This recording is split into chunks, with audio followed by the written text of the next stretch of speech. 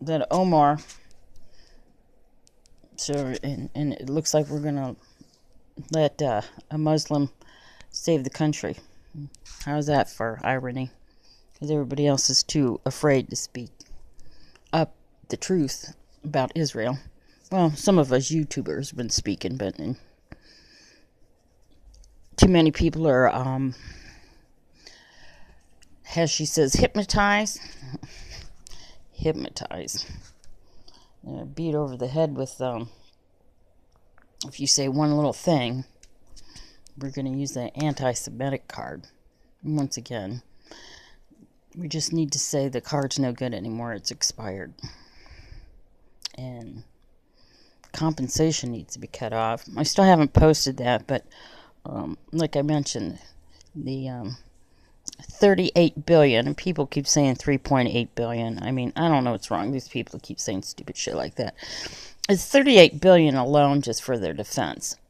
They get more like 86 billion a year from us, maybe even more. The 2000, I think it was 2004, 2005 report, they got 104 billion. So it's a lot more. There's a lot of funds out there. Just that people are parroting what they see in the paper. And I have to say, shame on you, calling yourself a truther, just parroting that amount. It's a lot more. But anyways, these people in Congress, they go ahead and pass these laws allowing the monster foods to completely take over before we even found out about it. Someone had to sue him and create a big ruckus before even a newspaper would pick it up. We didn't even know what the hell was going on. We didn't know how infected we were with Monsanto foods and for how long. They bribed, there's no other way to say it, they bribed them to keep their, the ingredients off the label, the truth off the label. And that used to be a fundamental right. And that used to be so enforced. But then again, what she is saying in here, and she is so right, pointing out the absolute parallels to how Hitler systematically controlled the people and annihilated the people who he didn't want. And I didn't know he did the forced vaccine things. I didn't check it out. I'm just taking her word, so shame on me. But it's interesting. I did know that Hitler based his eugenic program on the United States eugenics program, which we had long before Germany did. And Hitler got a lot of his ideas from the United States policies and their medical field. What they were doing, especially how barbaric the U.S. was of treating their mentally ill or, slow learners, mentally ill, disabled people. And they point the finger at other countries, and they still treat them terribly. They say China, oh my God, they tie them to the chair all day, which is horrible. I mean, little babies and stuff. But the U.S. used to do a lot worse. I don't know. I haven't visited a place in a long time.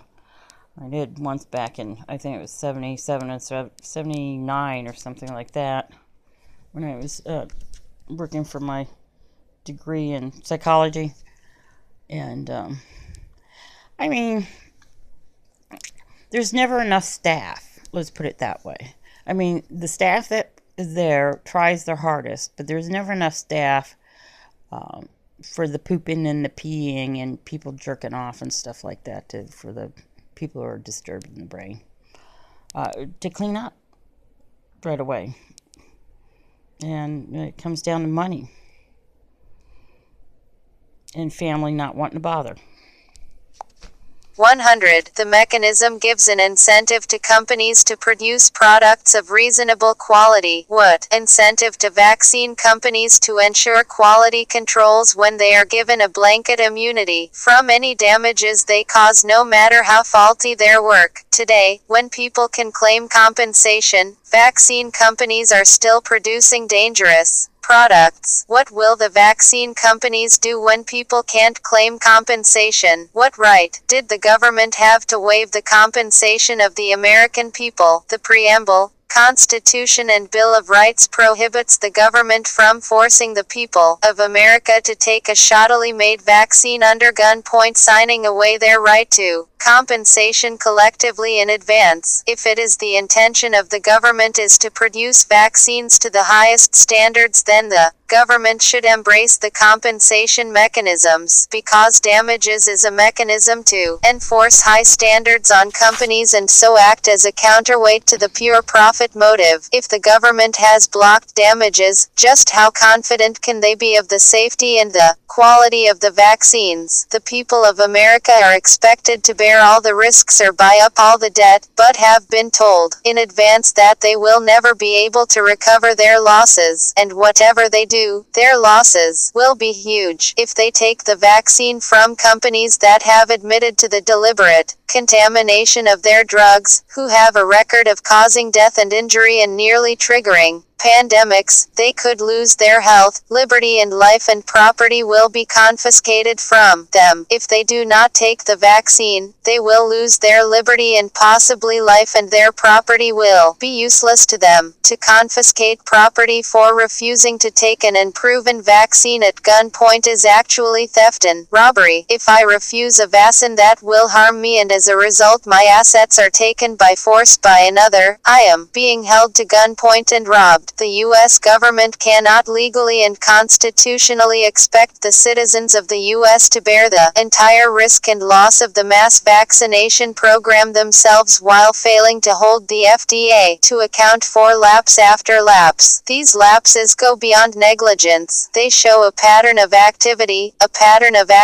by key government bodies to protect the vaccine companies at all costs. Since the government has granted immunity to vaccine companies, every individual knows that no one will take care of them medically when the vaccine injures them. Since the risk of injury and the emotional and financial burden of subsequent recovery is borne exclusively by the individual alone, the individual exclusively has the right to decide whether to obtain said inoculation and bear the risk, or to avoid the risks of an untested vaccine and to take normal precautionary measures. 22. Evidence as to the use of chemtrails for population reduction. Evidence as to the use of chemtrails for population reduction.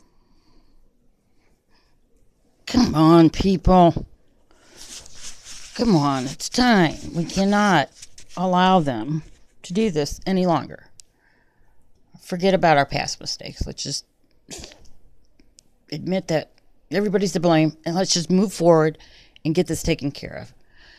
We cannot give in without a fight. We just can't. And I'm not saying violence, but I'm just saying we cannot give in without a fight.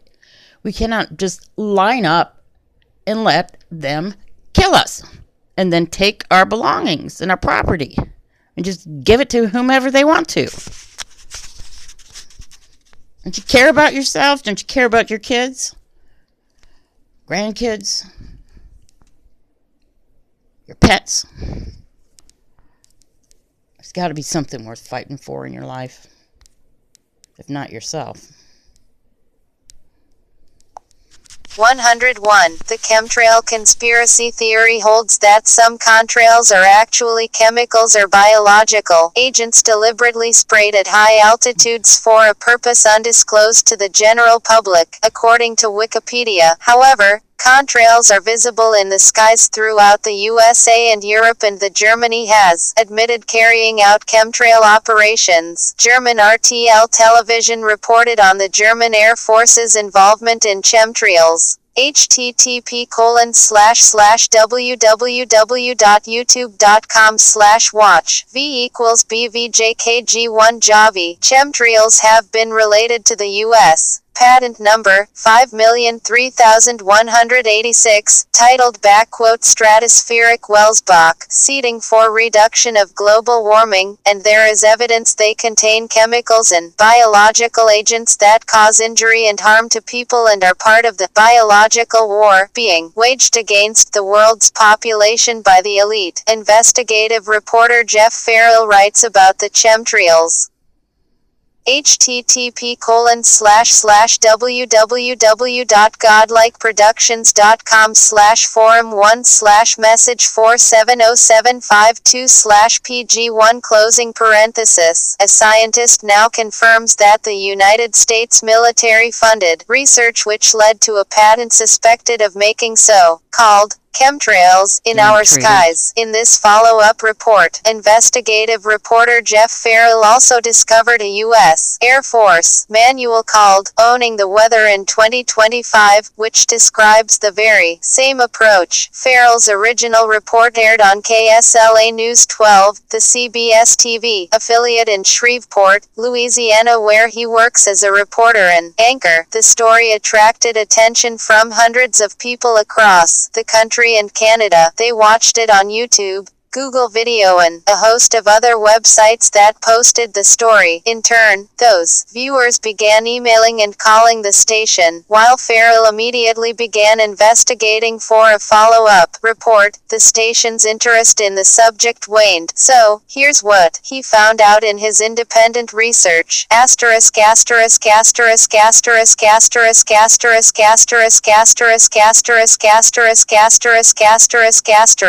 learned about U.S. Patent number 5,003,186, titled Stratospheric Welsbach seeding for reduction of global warming, better known by chemtrail researchers as the Welsbach patent. The patent describes putting metallic particles like aluminum and barium into jet fuel. Then, exhaust from the jet engine seeds the stratosphere. In turn, those small metallic particles serve a dual purpose by 1. Reflecting incoming light back into space and 2. Helping convert the warmth below into infrared waves, allowing them to escape from the Earth's atmosphere. It turned out that it seemed to work, and so that's why we had applied for a patent, said patent co-inventor David Chang. Chang confirmed that the U.S. military did fund that research while he worked at Hughes Aircraft, an aerospace giant at the time. It would later downsize considerably and evolve into direct TV, which required some of the very same kinds of research and development. In fact, Chang described several other military-funded projects. That's pretty funny. It turned into direct TV. Let that one sink in. What is that patent number again? 3186. Another number.